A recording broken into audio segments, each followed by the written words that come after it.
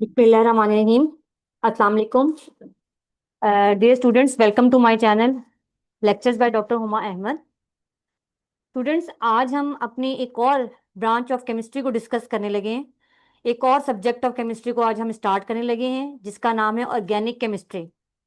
As you know very well, organic chemistry is very important branch of the chemistry.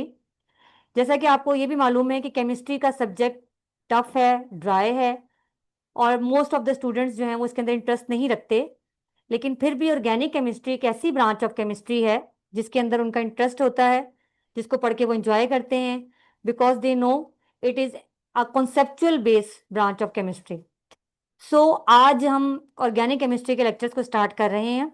तो आज के lecture में मैं आपको ऑर्गेनिक केमिस्ट्री की स्टार्ट के बारे में बताऊंगी, मींस इसकी थोड़ी सी हिस्ट्री डिस्कस करेंगे हम कि कहाँ से ये वर्ड ओरिजिनेट हुआ, ऑर्गेनिक केमिस्ट्री की ओल्ड डेफिनेशन क्या थी, लास्ट एरा में लोगों का कॉन्सेप्ट इसके लिए क्या था, और आज के दौर में ऑर्गेनिक केमिस्ट्री की डेफिनेशन क्या है और ऑर्गेनिक केमिस्ट्री का न्यू कॉन्सेप्ट क्या है।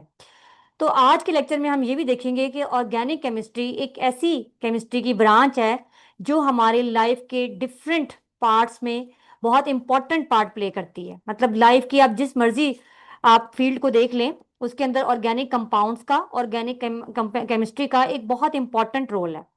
तो जैसा कि आपको स्लाइड पे जो है वो सबसे पहले ऑर्गेनिक केमिस्ट्री की डेफिनेशन नजर आएगी, जो कि पुरानी डेफिनेशन होगी, जिसको देख के आपको लगेगा कि हमारे पास ये डेफिनेशन अब के दौर में नहीं है। Means organic chemistry, it is the branch of science which deals with the study of composition, structure, properties and change of matter. क्या मतलब मैटर क्या है? फर्स्ट ऑफ ऑल पहले हमें इसके मीनिंग को फोकस करना है।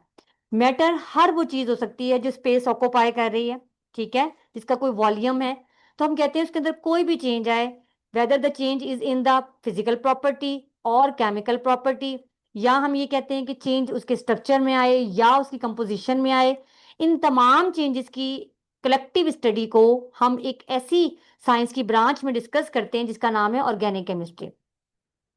तो लास्ट का जो दौर था हमारा, जो पहले के वक्त था हमारा, जो हमारे एंसेस्टर्स थे, वो क्या सोचते थे?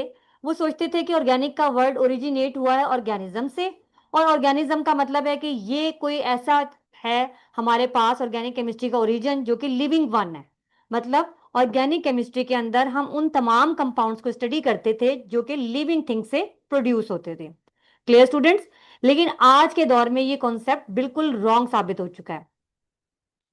अब यहाँ पे आपको स्क्रीन में कंपाउंड्स की दो टाइप्स नजर आ रही हैं। Number one is the organic compounds and number two is the inorganic compound.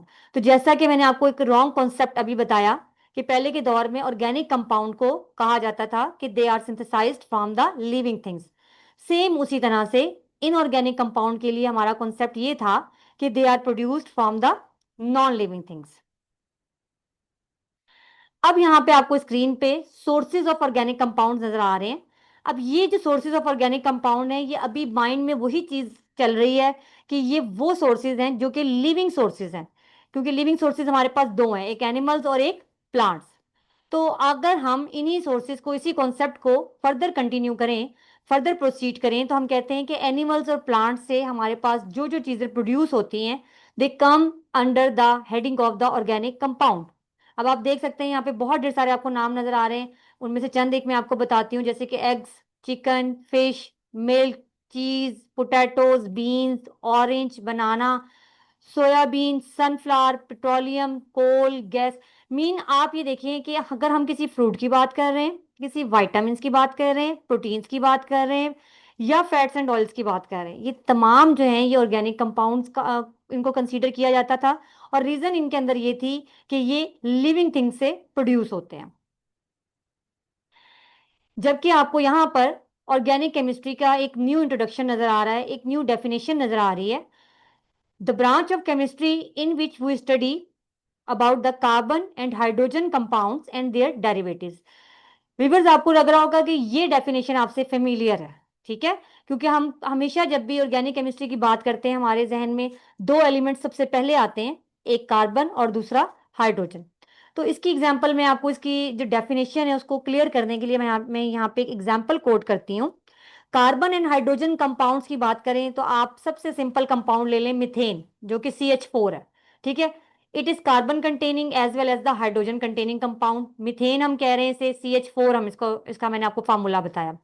अब मैं कहती हूँ एंड देयर डेरिवेटिव। तो डेरिवेटिव का मतलब क्या, कि CH4 में से आप एक हाइड्रोजन रिमूव कर दें और कोई और एलिमेंट लगा दें। मतलब अगर आप यहाँ पे कुछ भी लगा दें, क्लोराइड लगा दें, ब्रोमाइड लगा दें, आयोडाइड लगा दें, चलिए हम क्लोराइड लगा देते हैं, तो अब ये हमारा कंपाउंड बन जाएगा मिथाइल क्लोराइड। और इसका फार्मूला क्या बनेगा, इसका फार्मूला बनेगा CH3Cl। तो देखिए स्टूडेंट, CH4 हमारा कार्बन एंड हाइड्रोजन का कंपाउंड था, और CH3Cl जो है वो हमारा इसका डेरिवेटिव है। ठीक है, अगेन मैं रिपीट करती हूँ, CH4 हमारा कार्बन एंड हाइड्रोजन का कंपाउंड था, और CH3Cl या CH3Br या CH3I जो भी आपने इसके साथ अटैच करना है, हम उसको कहेंगे कि ये उसका डेरिवेटिव है। तो यहाँ पे ये बात बता दी गई है कि ऑर्गेनिक केमिस्ट्री की जो ब्रांच है, इसकी जो फील्ड है, वो बहुत ही कहते हैं इंपॉर्टेंट है हमारी लाइफ में, due to the different reasons. और there are the so many compounds which are the carbon containing, जो कि हमने डिस्कवर होते देखे हैं। मींस डिस्कवर होने से मुराद, हमने बुक्स में पढ़ा है कि ये भी कार्बन कंटेनिंग कंपाउंड है, ये ऐसे ओरिजिनेट हुआ, इसको इस साइंटिस्ट ने डिस्कवर किया, इसको इस ईयर में डिस्कवर किया गया। हर कंपाउंड के पीछे जो कि कार्बन कंटेनिंग कंपाउंड है, एक स्टोरी है, एक हिस्ट्री है। ये जो मेरी आखिरी स्लाइड आपको नजर आ रही है, इसके अंदर मैं थोड़ा सा आपको दोबारा ऑर्गेनिक केमिस्ट्री के बैकग्राउंड की तरफ लेकर जाऊंगी। अब आप देखें यहाँ पे आपको ईयर नजर आ रहा है 1809, बहुत पुरानी बात है। ठीक है, हम बहुत पीछे की बात कर रहे हैं। 1809 में हमारे पास एक कॉन्सेप्ट था, एक थ्योरी थी जिसका नाम था vital force theory. As the name indicate कि ये लिविंग ऑर्गेनिजम्स के बारे में थ्योरी थी।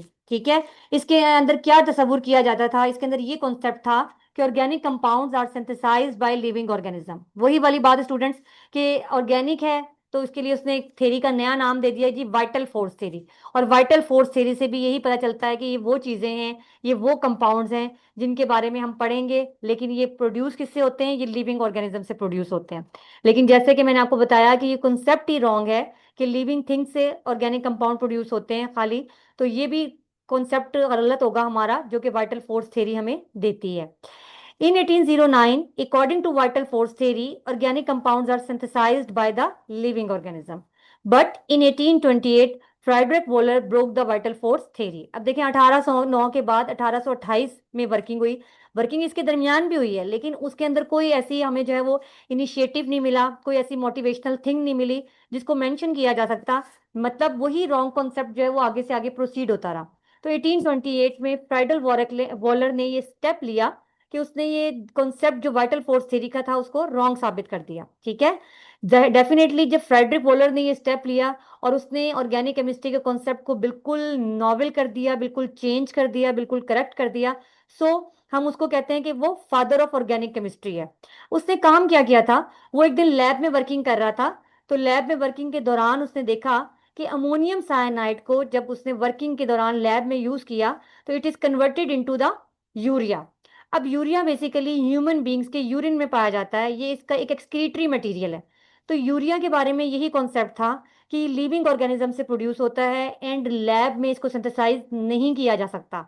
ठीक है, लेकिन वोलर ने ये एक्सपेरिमेंट किया और अमोनियम साइनेट जो कि एक नॉन लिविंग केमिकल था, नॉन लिविंग थिंग्स थी, उससे यूरिया प्रोड्यूस कर दिया, यूरिया जनरेट कर दिया।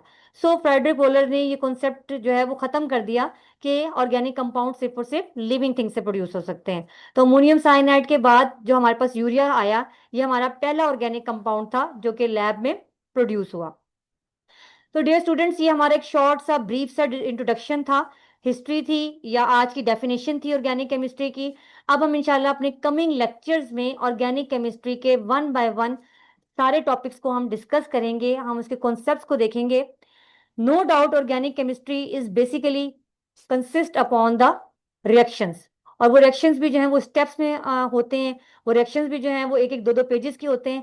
लेकिन अगर आप इलेक्ट्रॉन्स की गेनिंग, इलेक्ट्रॉन्स की डोनेटिंग या प्रोटॉन्स की जो है वो मूवमेंट को अंडरस्टैंड कर सकते हो, तो ये आपके लिए बहुत ज़्यादा इंटरेस्टिंग वे हो जाएगा कि आपको ऑर्गेनिक रिएक्शंस जो है वो बहुत ईजी लगेंगे और बहुत आसानी से आपको वो याद भी हो सकेंगे।